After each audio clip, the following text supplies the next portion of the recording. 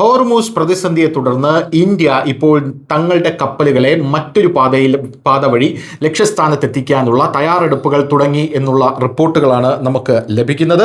ചെങ്കടലിലും Suez കനാലിലും മറ്റ് കടൽപാതകളിലും വർദ്ധിച്ചു വരുന്ന സംഘർഷങ്ങളും യുദ്ധങ്ങളും സമുദ്രപാതകളുടെ സുരക്ഷയ്ക്കായി ആഗോള വ്യാപാരത്തെ ജാഗ്രതയിലാക്കിയിരിക്കുന്നു. ഹോർമൂസ് തുറക്കുന്നതുവരെ ഒരാൾക്ക് വെറുതെ ഇരിക്കാൻ കഴിയില്ലെന്ന് ഇപ്പോൾ മനസ്സിലായി.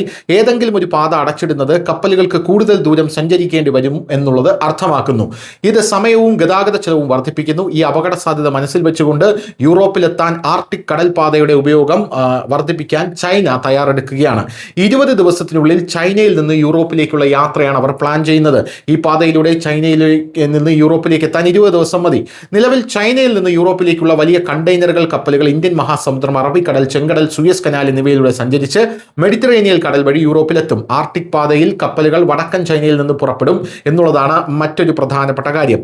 ഇങ്ങനെയുള്ളൊരു സാഹചര്യത്തിൽ ഇന്ത്യയും ഇപ്പോൾ ഇതേ പാത സ്വീകരിക്കുന്നു എന്നുള്ള റിപ്പോർട്ടുകളാണ് നമുക്ക് ലഭിക്കുന്നത്. അതായത് ഇന്ത്യയും മറ്റൊരു വഴി കണ്ടെത്താനുള്ള ശ്രമമാണ് എന്നുള്ളതാണ് മറ്റൊരു പ്രധാനപ്പെട്ട കാര്യം. ഊർജ്ജ സുരക്ഷ, റഷ്യയുമായുള്ള വ്യാപാരം, യൂറോപ്പുമായുള്ള മികച്ച കണക്ടിവിറ്റി എന്നിവയാണ് വളർച്ച നയിക്കുന്നത്.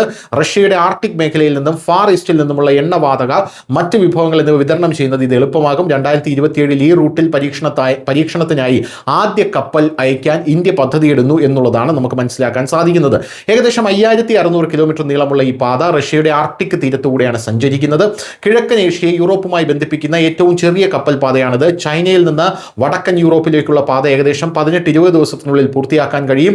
താരതമ്യപ്പെടുത്തുമ്പോൾ സൂയസ് കനാൽ അല്ലെങ്കിൽ ആഫ്രിക്കയിലെ ഗുഡ് ഹോപ്പ് മുനമ്പ് വഴിയുള്ള യാത്രയ്ക്ക് 40 മുതൽ 50 ദിവസം എടുക്കും. ചെറിയ പാതയ്ക്ക് ഇന്ധന പ്രവർത്തന ചിലവുകൾ കുറയ്ക്കാനും സമയലാഭവും ഉണ്ടാകും എന്നുള്ളതാണ് പ്രധാനപ്പെട്ട കാര്യം. അതായത് ഇന്ത്യയും ചൈനയും റഷ്യയും കൂടെ ചേർന്നുകൊണ്ടാണ് ഇപ്പോൾ പുതിയ പാത തുറക്കാനുള്ള ശ്രമം തുടങ്ങിയിരിക്കുന്നത്. News desk Malayalam.